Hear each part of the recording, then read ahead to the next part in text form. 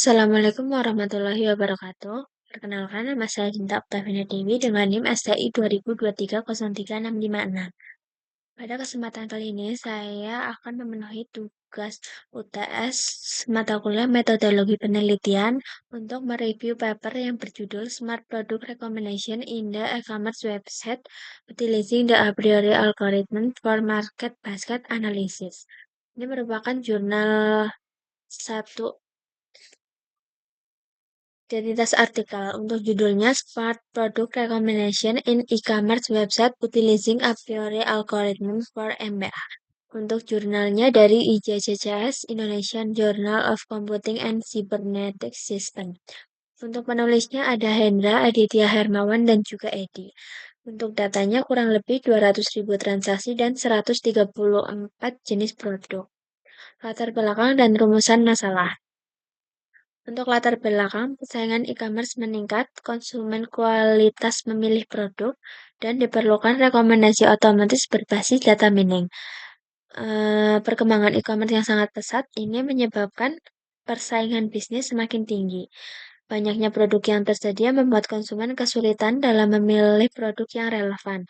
Oleh karena itu, diperlukan sistem rekomendasi produk otomatis berbasis data mining agar dapat meningkatkan pengalaman pengguna dan penjualan. Yang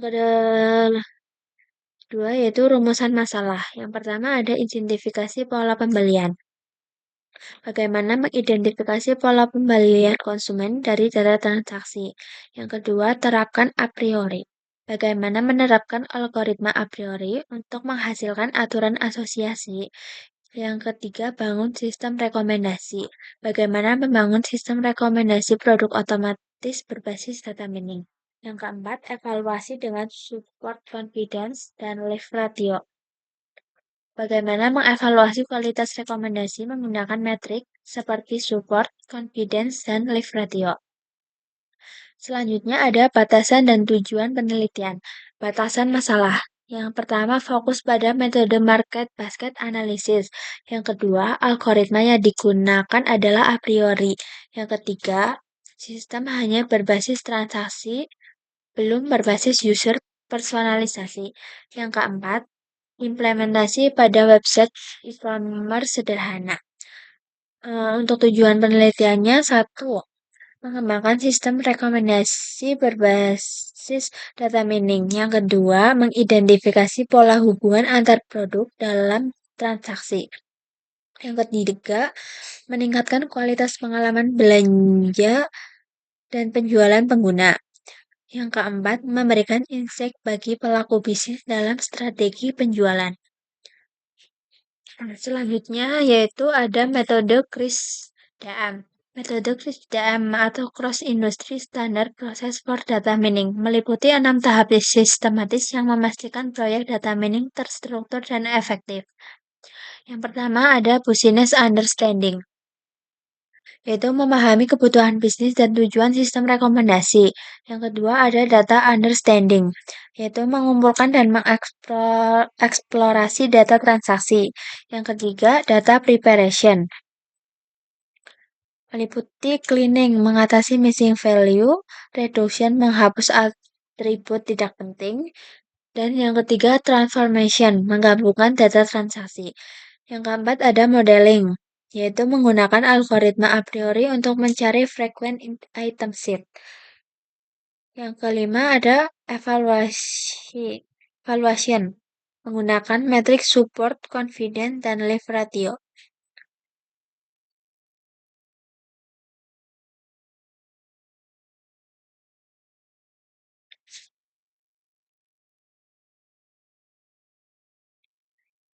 Selanjutnya ada hasil utama penelitian.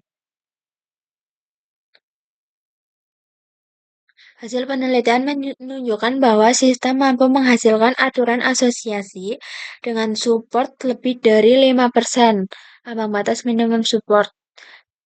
Selanjutnya ini ada confidence lebih dari 40%. Dan lift ratio mayoritas menunjukkan korelasi positif yaitu lebih dari 1 per. Namun untuk Pengujian ini terdapat catatan kritis, yaitu pengujian hanya menggunakan 5.000 data. Tidak ada perbandingan dengan metode lain, tidak ada pengukuran performa sistem, akurasi, precision, recall. Yaitu menggunakan 5.000 data uji transaksi yang digunakan untuk pengujian. Sistem berhasil menghasilkan aturan asosiasi antar produk secara otomatis dan real-time. Kesimpulan penelitian, hasil utama sistem berhasil menghasilkan aturan asosiasi antar produk. Rekomendasi produk diberikan secara otomatis dan relevan. Peningkatan potensi penjualan dan korelasi positif antar produk atau leave ratio lebih dari satu. Sedangkan untuk kesimpulan penulisnya, algoritma a priori efektif untuk sistem rekomendasi berbasis market basket analysis. Yang kedua, sistem meningkatkan pengalaman pengguna. Yang ketiga, memberikan manfaat signifikan bagi bisnis dalam peningkatan penjualan. Selanjutnya ada analisis permasalahan dan metodologi. Untuk analisis permasalahan, permasalahan sangat relevan dengan industri e-commerce, di mana konsumen sering membeli produk bersamaan dan data transaksi memiliki potensi besar untuk dianalisis. Penelitian ini berhasil mengidentifikasi bahwa konsumen sering membeli produk secara bersamaan, data transaksi memiliki potensi besar untuk dianalisis, dan tanpa sistem rekomendasi, peluang cross-selling tidak maksimal. Namun terdapat kekurangan dalam perumusan masalah ini, yaitu tidak mempertimbangkan aspek personalisasi atau user-based recommendation. Yang kedua, tidak membahas faktor eksternal seperti tren musiman atau preferensi individu. Untuk secara keseluruhan, permasalahan sudah sangat tepat, namun masih bisa diperluas ke arah sistem rekomendasi modern berbasis AI. Sedangkan untuk analisis metodologi, yaitu QuickDM terstruktur dan mendukung proses iteratif, memastikan pendekatan yang sistematis dalam data mining. A priori cocok untuk market basket analisis dalam mengidentifikasi pola asosiasi produk. Keterbatasan a priori kurang efisien untuk big data dan tidak scalable untuk sistem real-time skala besar.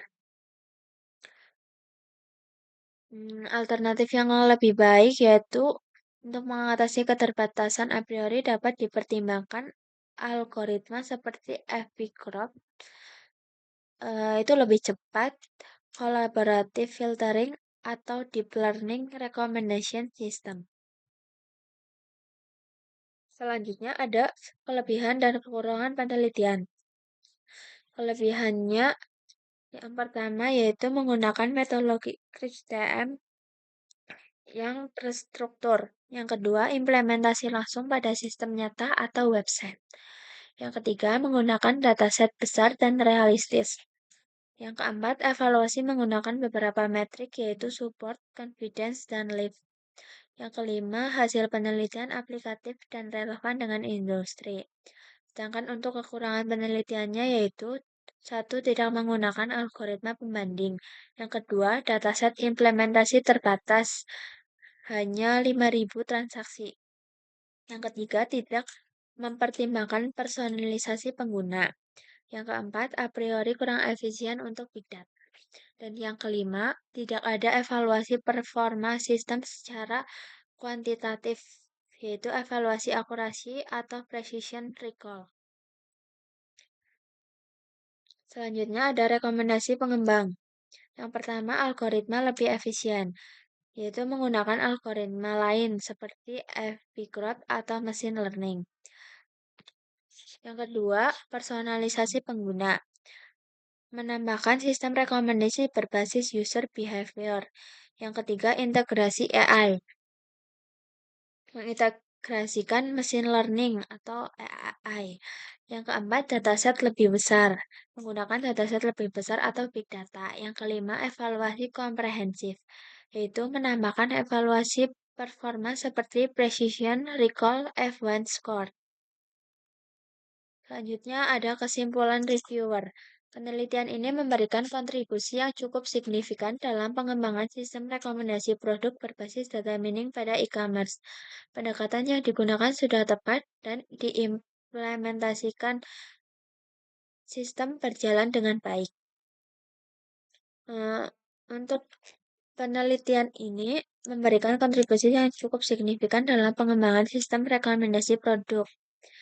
Namun, untuk mencapai tingkat penelitian yang lebih tinggi, diperlukan pengembangan lebih lanjut, terutama dalam aspek efisiensi algoritma, personalisasi pengguna, serta evaluasi performa sistem secara komprehensif. Penelitian ini sangat baik sebagai dasar pengembangan sistem rekomendasi yang lebih kompleks di masa depan. Untuk kontribusi signifikannya, integrasi algoritma a priori dengan live radio pada e-commerce berbasis web menawarkan sistem rekomendasi yang efektif. Untuk area pengembangannya, perbaikan diperlukan pada efisiensi algoritma, personalisasi pengguna, dan evaluasi performa sistem yang lebih komprehensif. Selanjutnya, dasar pengembangannya, penelitian ini menjadi fondasi yang kuat untuk membangun sistem rekomendasi yang lebih kompleks di masa depan. Sekian penjelasan untuk review paper saya.